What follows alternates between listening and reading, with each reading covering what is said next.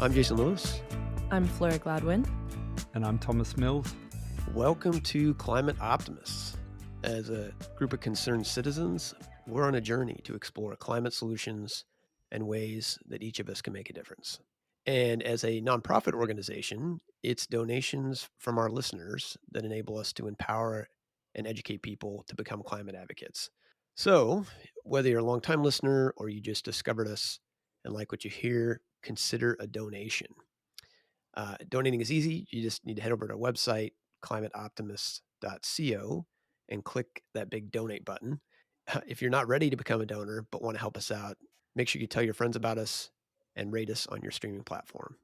As we mentioned in our last episode, we're planning on switching to a spring and fall season, autumn, that is, for listeners outside the US.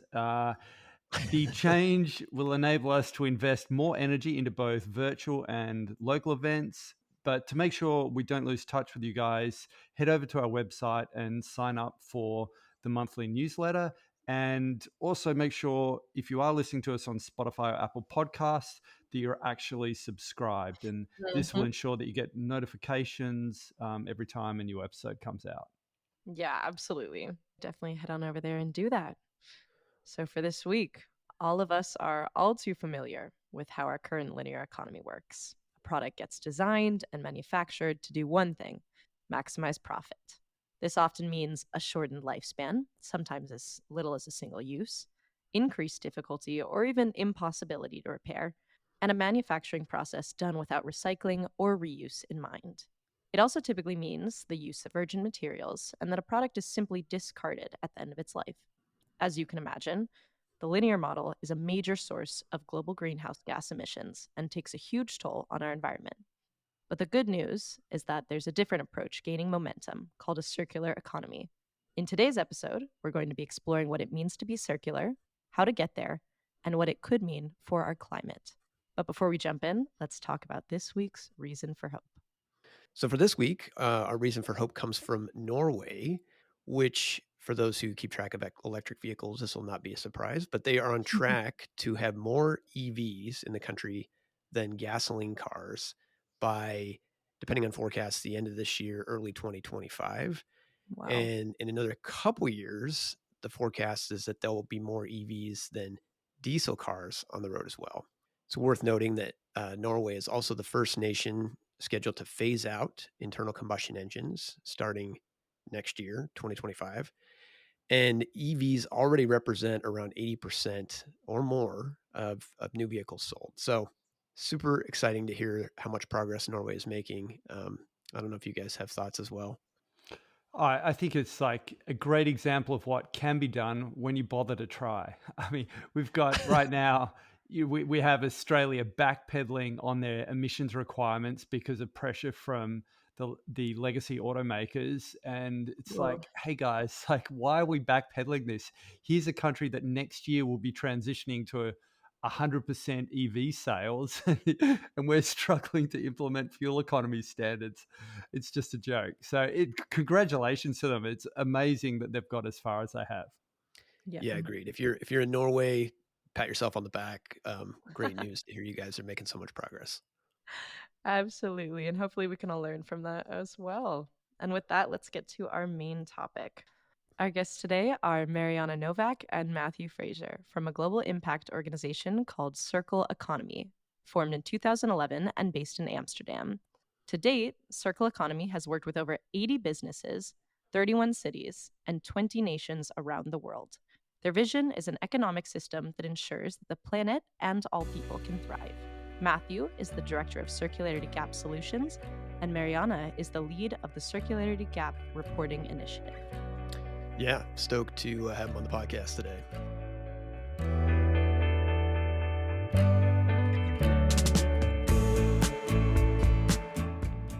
Matthew, Marijana, welcome to Climate Optimists. Nice to meet you. Thanks for having us. So, don't often have two guests on the interview, but I'd love to hear both of your thoughts. When you think about efforts to address climate change, what makes you hopeful? And maybe, Marijana, I'll have you go first. Sure. Well, there are a couple of things, but one thing I've noticed working in the space is how very positive and collaborative everybody is.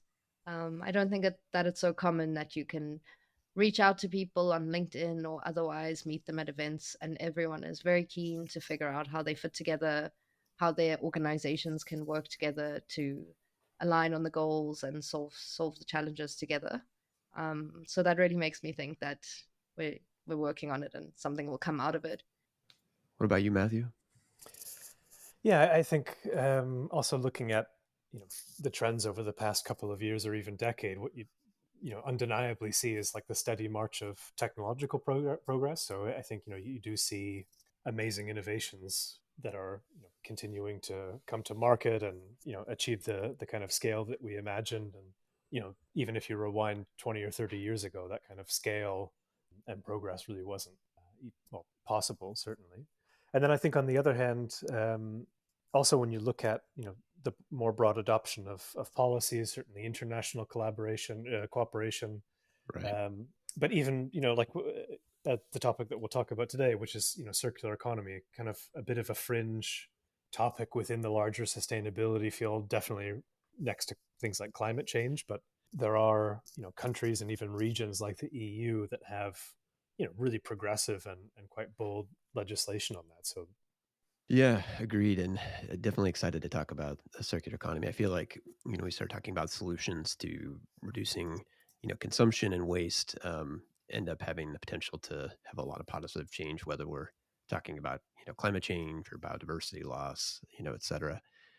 Well, let's dive in. For those who don't, know what the circular economy is, maybe start there. I don't know if either one of you want to jump in.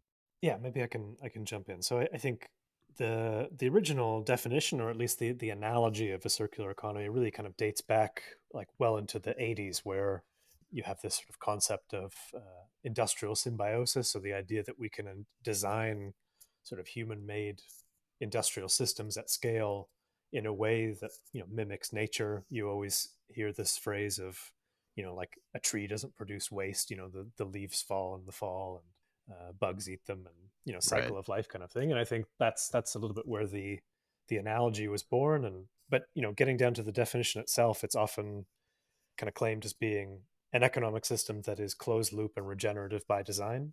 I think when you look at the kind of broader principles that are espoused under circular economy, it really is, in my mind anyway, a bit more of a toolbox to move towards sufficiency. So certainly there are these elements of kind of like closed loop, regenerative biocycle, things like that. But a lot of the principles that we use in our work are really related to materials. So how can we reduce the amount of material input from the start? How can we slow or extend those life cycles of materials? And then, of course, the traditional kind of closing the loops, cycling them, whether that's in the technical or the biological category of materials. But I think those kind of cover the broad principles of what a circular economy actually aims to do.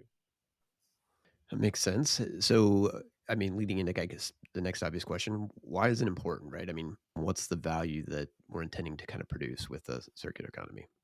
Yeah, well, maybe I'll start with that one as well. Like, I think obviously materials are extremely important in many ways, really central to kind of two things. One, on one hand, is really providing the essential needs of humanity, of our civilization. So, materials from concrete, steel, what have you, really do service people's needs. On the other hand, they create impact through their extraction, processing, management, and disposal. Right. And when you do apply those principles of, narrowing materials from the get-go, slowing them, so extending lifetimes, regenerating and cycling, what you do have a handle on now is how to optimize that kind of ratio. So how do we actually deliver more needs or satisfy more needs for dramatically less environmental costs? And one way that you can think about that is sort of taking a bike to work versus taking a car to work. I mean, the sort of unit of mobility is the same, one person year of commuting, let's say like that. But Right. the not only the sort of vehicle that you use, but also the infrastructure that supports that decision is almost orders of magnitude different. If you imagine sort of like a middle, middle Texas, sort of interstate, highways, freeways, all needed just to support people driving their cars every day, versus, well, a place like Amsterdam, which is where our office is based. I think it's somewhere like 60% of people cycle to work, and the city is extremely compact, very efficient. That makes sense. I mean, I think we all recognize, especially, as global population top, 8 billion here recently, that we have finite resources. And so being able to stretch those further makes sense. Marianne, any additional thoughts from your end? Yeah. So we spoke a bit about what started the conversation around climate change. And I think that's also where the circular economy can play a really important role, because there's a lot of goals and targets at national level and at industry level and organization level about becoming net zero, reducing emissions, and understanding those targets. But many of the plans of how to actually reduce the emissions or what strategies to employ at a business level, at a value chain level, we don't really know exactly what to do. So the circular economy offers a really helpful and practical way of thinking about how can I change my relationship with materials and resources, and then model the effect it will have on emissions. And well, we did that study at the global level, and there's other studies as well by some other similar organizations which talk about how at 50% of the emissions can be reduced from this, just changing the way we use materials. Oh, wow. Yeah, so it can have quite a big effect. So I'm thinking, in terms of examples, having recycled steel, for instance, in the construction of a building, or, reusing, aggregate to make concrete, instead of starting from scratch. I mean, I don't know if there are other examples that you'd sort of highlight in terms of being able to move to more of that circular model. Yeah. So well, I think one of the challenges is that products are made in a way that they can't at all be reused anyways, either from their own life cycle perspective or from the perspective of once you take the products apart, then the components, they may be glued together or something like that, and you can't actually reuse those components. A good example could also be just at the level of buildings. So buildings are quite resource intensive, and some buildings have been around for hundreds of years, right? And they still can be used. We just have to repurpose kind of the interior. But as time has moved on, a building life cycle has been economically valued to last only 20 or 30 years. And then those buildings typically can't be taken apart in a way where the components are reused. Maybe they can physically, like you can take the window panes out or you can take some of the tiles out if you're careful. But there's not really a market or a means to store those window panes, those tiles, those bricks, and just keep them in a way that's safe so that they can be reused and built into a new building. So we'd have to kind of change the way we think about buildings from a number of perspectives. One is that once it's there, can we put up buildings that will be flexible and last for hundreds of years? Because we've proven already that many buildings can last that long and continue to be safe.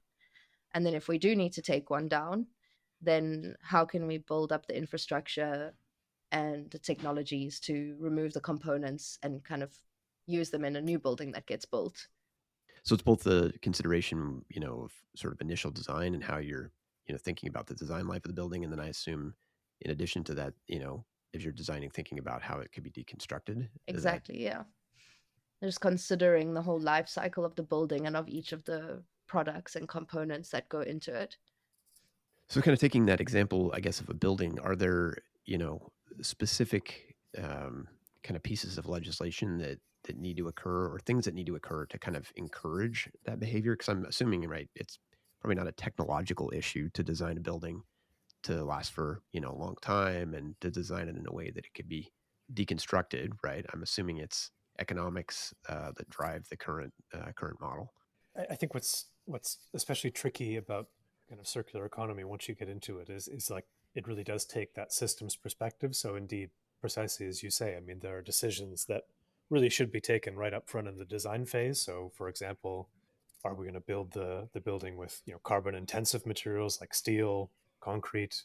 There's also locally sourced timber frame, cross laminated timber. All of these are kind of buzzwords about how to lock in carbon into the envelope, the structure of the building. Certainly how you maintain it and the kinds of contracts that you have with either the tenants of the building or the maintenance companies, and how materials are kind of moved around there and maintained. But then certainly when it comes to kind of end of life, there are actually quite significant technical barriers as well. So actually for yeah, again, actually a reason to be hopeful. Concrete, like I forget the statistic, but something like 7% of global CO2, probably the most used material on Earth, actually It is massive. was very difficult to separate back down at its end of life into cement and aggregate. And there actually just in the past maybe 5 or 6 years, there have been quite some technical innovations that have actually made that possible. So now we can have concrete cycled over multiple life cycles, and there's a mobile unit that can be taken to the demo site. The concrete is crushed back into its constituent elements and then repurposed again. So one thing, obviously, we've worked quite closely with the city of Amsterdam for a number of years, and we've actually really helped them, well, confront and deal with a lot of these difficult challenges as they emerge. And actually, precisely as Marijana pointed out, is there just is no market, that there's no physical place where a lot of these materials are stored. There's no kind of clear mechanism on pricing. But speaking of Amsterdam, they actually do have quite ambitious goals in this area. They have a plan to kind of halve material use in a couple of key sectors and across the city by 2030, and then to become a fully circular city by 2050. And the built environment is one of their key focus areas. And they're introducing and working with multidisciplinary groups, so say industry and policymakers and research organizations, to understand what those targets should be in more detail for companies, for different material groups. There's a lot of discourse about that in industry in the city, about how can we actually meet this goal. It's obviously setting up new markets for reused materials is not a trivial thing. I was going to ask, and I think you sort of touched on this, like, how does that process take place? Is it, starting with kind of pilot projects, technological feasibility, and then once you've sort of proven a concept, and then, as a matter of putting in appropriate incentives or disincentives? I mean, I don't know if there's kind of a framework for, setting these markets up. I don't think there's a framework, but there are some. I mean, I think it depends also a little bit on the industry to see like who's guiding the innovation, right? Because and even the region. So if you look at consumer goods and just changing business models about, say, access over ownership, something where you have a little bit more like agency to change it from a business perspective, you change your business model, then you already see a proliferation of companies that are doing this in Europe, sure, but a lot in the States as well. There's really a lot of examples of like these shared clothing platforms or sharing goods platforms at the consumer level. But then if you take something, okay, again, like clothing, then we've got at an industry level, at the global level, a huge amount of textile waste. And then at the bottom of the chain is kind of material reuse, or trying to process the material into new material streams. And yeah, there it's really at the phase of like where you bring some companies together, usually in partnership with a research organization, and you've got a technology that you've built out, maybe with some PhD students or something like that. And then you build it out. It's like really small, when you're really starting with this technology, do it at like in your backyard kind of thing. But there's such a big market, right? So as soon as these technologies are proven, then you've really got a good opportunity to scale, or at least you've got the market who's demanding this technology. So in kind of thinking about this, and I know legislation can get really kind of wonky for people, but are there kind of basic ways to think about the types of things that need to be put into place to encourage a more circular economy? On one hand, I think, if we even zoom out to the biggest level, the highest level, I think there's a really healthy debate within the sustainability community happening now, which is really kind of like, how do we define progress, and especially moving beyond growth. I think it actually does touch on quite an important element, which is that kind of central ratio that I was bringing up before, which is we have human well-being on one hand, environmental impact, or planetary boundaries, let's say, on the other. So I think Kate Rayworth did a really great job at kind of conceptualizing, imagining this kind of donut economy. And already what you see is almost no government today really seriously kind of measures progress along those dimensions. It really is kind of, you know, GDP growth. Certainly when you also go back to the example of, well, should I build a city or a new district of a city with, you know, excellent, you know, roads and car infrastructure, or do we think about, you know, public transport, human transport? Actually, that kind of initial dimension of kind of well-being versus environmental impact already gives you that kind of useful framework to begin to make some of those high-level decisions.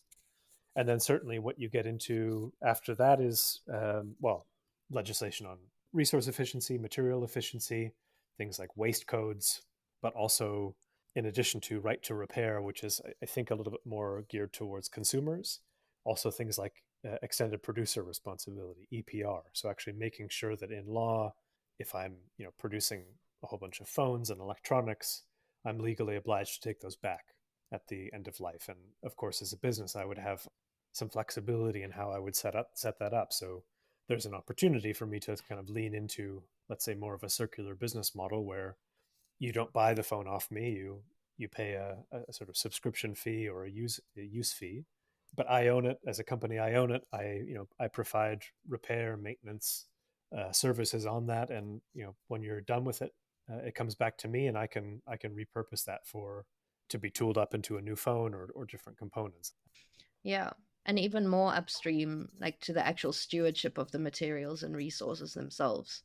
We have to enable these industries to work with the resources and to protect them in a way. And so, what I'm missing a lot of is the kind of conservation and preservation efforts. So, it's a lot about like how to improve industry, how to reduce or like make industry more efficient and, you know, reduce consumption. So as you asked earlier, what are the policies or incentives that we need to kind of provide at a higher level? You know, it's not very lucrative to work in conservation. Right. So why not? Like, why don't we make that actually a stellar job and kind of try and create something there? You know, there is already like these more romantic, like ecotourism, agritourism, but at a larger scale. What about conservation at a larger scale, preservation at a larger scale, and turning that into an industry with an immediate kind of direct positive impact? So it's hard to sort of simplify these things or distill Right. them into, you know, to sound bites.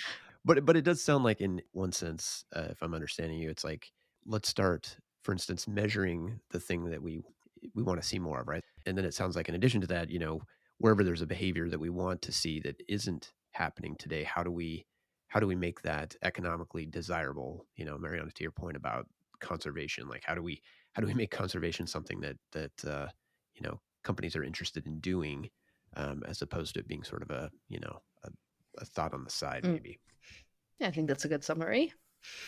Knowing the U.S. is companies here are very motivated by, you know, I want to sell more goods, more and more volume. It can feel like, especially in the electronics sector, like say cell phones or clothing, that it's like you need to have that next thing. Maybe you mentioned this already, Matthew, but wondering what kind of things we need to do to change that corporate behavior. I mean, you do have some really standout brands. So a few come to mind, like Patagonia, things like, you know, Red Wing shoes. I think, you know, they're very central to the brand is the idea that like we really do take care of, you know, the environment from start to finish, right from the design phase, and they have repair and maintenance services built into their business model. But then I think you do point it out where it's like there can be companies that, you know, invest heavily and they exist on the fringe, but that's, you know, not really like a mass adopted business model. And I think that the challenge is there. It's like, well, how do we get kind of all companies to do this as the norm from the get go? I think ultimately a lot of that has to do, or a lot of it comes down to kind of two things. One is just regulation. So one thing that we've work with a lot of cities is just, you know, really hiking the landfill tax. I'm not exactly sure how it works in the United States, but you know, obviously just making the kind of status quo option much more expensive than. I think the other thing is then economics and actually how do we get the incentives right? So obviously one of the kind of holy grails in the sustainability field is, you know, how do we price in externalities and, you know, give everything like a true cost. And coupled with that, I think will be trying to support the either upskilling or reskilling of workers for this new kind of way of working in the economy. So to change when we spoke about our building example or any other kind of example, all along the value chain, we need to have awareness of what is the circular economy, but then how does it apply to my level of the supply chain? Like, what new types of manufacturing do we need to do? How do we need to change those business models? And that kind of like skilling exercise needs to happen too. And I think if there's maybe there's some companies who also want to work on these topics, but actually we don't have enough people who really know about it, a lot about it. So we want to bring in that kind of skills element as well, which I think also help move things along. One I can imagine in a world where, feels like people are being kind of automated out of jobs, right? I know that's a concern for some. There's probably opportunities within the circular economy to create new jobs, right? We're talking about repair. Repair usually requires more labor. So as we're having this whole discussion, I know myself excited about the prospect of realizing a more circular economy. Wondering, if people are hearing this and it resonates with them, whether that's just from a climate perspective or, or otherwise, what can individuals be doing to kind of help affect or advocate for a circular economy? I think what the data bears out is however you can consume less, that's really the kind of biggest lever. So again, kind of reverting back to the circular economy principles, do I need this in the first place, right? So even up higher in that our ladder is refuse, is this something that I really need? But then certainly if I do buy something, can I, what can I do to keep it for longer, So things like buying something that can be repaired rather than not, or buying a high quality item but it lasts a lifetime. Thinking of a cast iron pan, for example, that would last you probably hundreds of years, Sure. rather than like a cheap aluminum Teflon thing that you can bend in your hands.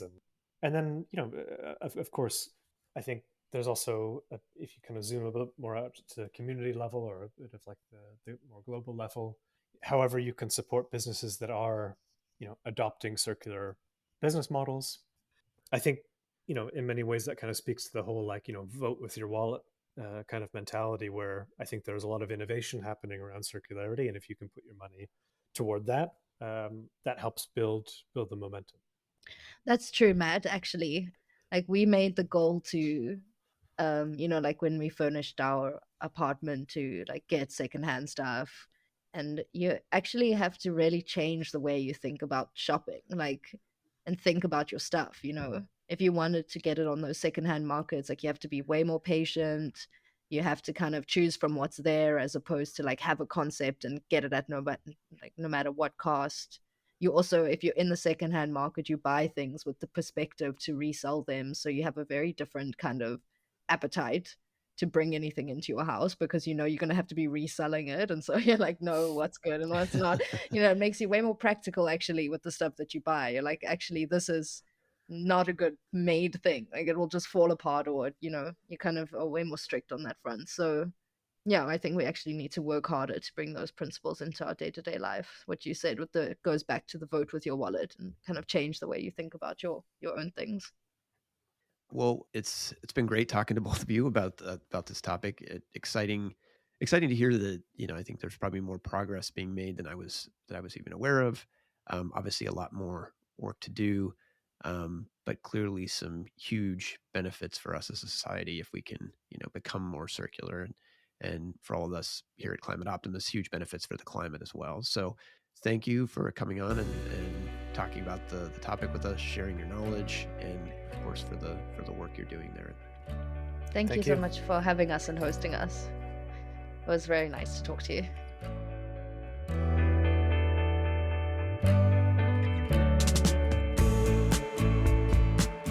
Well, I don't know about you guys, but I definitely enjoyed the interview with Marijana and Matthew. I was already, somewhat familiar with the concept of a circular economy, but definitely came away, I think, more of an evangelist.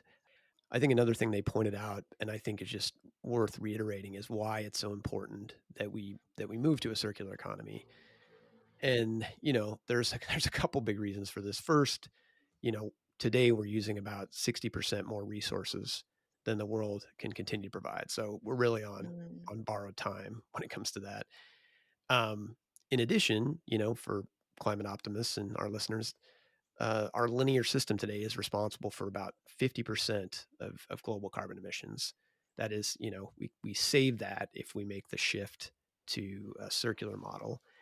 And, for those who care about biodiversity loss, 80% of it globally can be linked to this linear model that we're continuing to use. And, not to mention all the waste, right? I just think it's worth reiterating how critical it is that we move to this. It's not just a nice to have. It's really, I think, in my mind, an imperative. What about you, Thomas, Flora?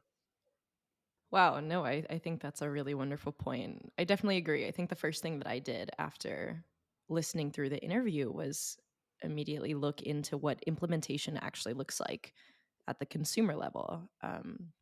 And you can find lots of examples of legislation pertaining to circular economy, particularly right to repair laws, which our guest talked a lot about. In fact, in the US, 33 states considered right to repair laws in the 2023 legislative cycle, with Colorado, California, New York, Massachusetts, and Minnesota already having those laws enacted. But as you can imagine, there's a huge amount of variation in exactly what these laws call for. I looked a little specifically at the California law versus the New York law.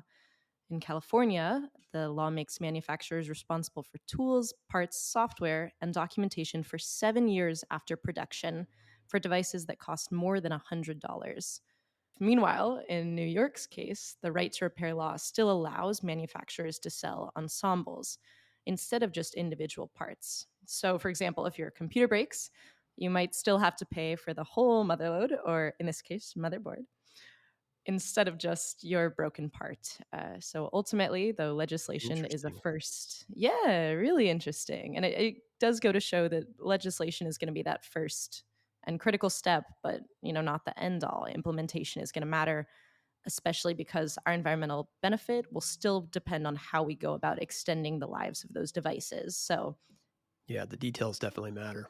Yeah, look, on this topic, there were a couple of things that struck me. One was something you often hear, and that is that the best part is no part at all, and the best service is no service at all, or no requirement for service at all.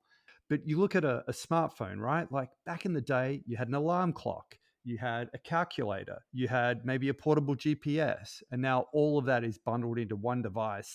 So I think advancements like that, like technology advancements, will help us if we use these, this technology and the associated rules correctly, reduce our carbon emissions and associated environmental impact accordingly. The other part of it, I think, that is really important is putting a proper price on waste. And I know that I rant a lot about putting a price on carbon and, at $40 a ton, that we are totally underpricing the cost of truly sequestering carbon. And I feel that it's very similar when it comes to disposal of waste. That here in Tasmania, the price is $21 a metric ton. Right, that is just catastrophically low, and because of it, there's no recycling industry here. Right, it just basically doesn't exist. If you have low value goods like low value waste products like plastics, for example, nobody wants to take them. Whereas you go to somewhere like New South Wales, where that same ton of waste is going to cost you $163 to dispose of. It is pretty crazy. And I think you're right, Thomas. Like, it is about having sort of the carrots up front, right, and the infrastructure to help people deal with their waste. And then on the back end, making sure that waste costs enough. And that, I think, highlights the importance of another tool that Marijana and Matthew talk about, which is extended producer responsibility. And for those who are wondering, well, what is extended producer responsibility? It really is about, ensuring there's accountability for a product at the end of life. So, whether that's the cell phone maker, the car maker, the dishwasher maker, that those producers and distributors are taking accountability for that waste. And The UK actually has a pretty robust extended producer responsibility policy in place. It covers everything from packaging to electronic equipment, batteries, end-of-life vehicles. And it really is focused on like, how do you minimize waste in products, promote reuse, enhance recovery and recycling, and then you design things to be repairable and reusable, right? So you're really embracing this idea of circularity. Like, how do we minimize what we're using, use more recycled materials, and ultimately have something we can fix when it breaks. And there was so much interesting technology too around EPR that ended up absorbing a lot of my time while I was researching for the pod. There's so many interesting things like startups using AI coupled with sensors to sort waste, since that still presents a really large issue for recycling companies. Right. The development of bio-based materials. I found one company that uses fungal mycelium to make their materials, which is wild. And then, of course, and I think this is probably the biggest one for EPR, tech like blockchain, which I don't know. Do you guys think that's old news or still exciting? It's good, right? You have an identifier that, links things back. Without it, I think it's hard to keep track of all this stuff. I guess piling on, since we already mentioned, smartphones earlier, there's a great cell phone company actually based in Amsterdam called Fairphone. And they've, really embraced this idea of circularity. Their key performance metrics focus on things like fair materials and factories, extending the life of their product, how much e-waste they're taking back. And while the phones can't, they aren't for sale yet in the US, definitely buy one when they get there. They offer a 5-year warranty, 8 years of software support. 70% of the phones are made with fair or what they call recycled materials. You can swap a battery out at a moment's notice. And, there's even a subscription service if you just want to subscribe to having a phone, and they take care of all the rest. So, wow. yeah, so really cool example. And there are obviously many others of companies really taking the initiative. And I think along those lines, maybe we also want to speak about the fact that the European Council has adopted rules that by 2027 will require smartphone manufacturers to have user replaceable batteries in them. I think this is the pressure that organizations like Apple needed to force them to make their gear easy to work on. Yeah, totally agree. Yeah, definitely. And before we get into the kind of practical part of this, which is what we can do, we have our little listener comment section. Since we've been asking folks to tell us about their climate actions or questions and suggestions for the podcast. So this week, our listener comment was from Wes Tater, who recently joined our circle of monthly donors. He discovered our show through our episode on the UN climate process and wondered if we'd ever done an episode on carbon pricing, and more specifically, a carbon fee and dividend. The answer is yes, but almost 3 years ago. So we're going to take a fresh look at the topic during our upcoming fall season, autumn season. Sorry, Thomas. That's all right. We always appreciate hearing from y'all. If you've recently taken climate action, have a question, or even just a note, please head to our website and drop a comment. Well, with that, let's move to, options for what each of us can do to be part of the solution and in our move to circularity. And the first option we have this week is take a moment to, look up your state, province, or country and see if they have extended producer responsibility legislation in place. If they do, call on them to, expand it to include all major, consumer product categories. And if they don't, call on them to pass extended producer responsibility. And I guess the other item from a what can we do perspective is let's get out there and fix something. We've all probably got something around our house that's either half worn out or broken or whatever, and just needs a little bit of love and attention to get back up on its feet again. And I recently just fixed my wood fire, and I've totally redesigned the internals on that, and it runs now more efficiently than it ever did before. And it feels great to take something that was like 100 kilos of steel and bricks to have that back up and running again and not end up in a scrap pile somewhere. So it's an awesome feeling, and often it's a new skill that we can take on board. It helps challenge our minds and equips us with something that might be useful to us in the future. Yeah, I think it's a great call to action, Thomas. Whether it's mending that shirt that has a hole in it, or fixing your stove, it's a great way to be part of the circular economy. So, reduce, reuse, and recycle. Well, that's all we have for this week's episode. Thanks to everybody for tuning in. As a reminder, as Thomas mentioned in the beginning, with this shift to seasons, we definitely want to stay connected with you. So take a minute to go over to our website and sign up for our newsletter, and make sure, again, that you're subscribed on your podcasting platform. Climate Optimists is made possible by Climate Stewards Collective. You can find us on the web at climateoptimists.co. And don't forget to follow us on social at Climate Optimist Podcast.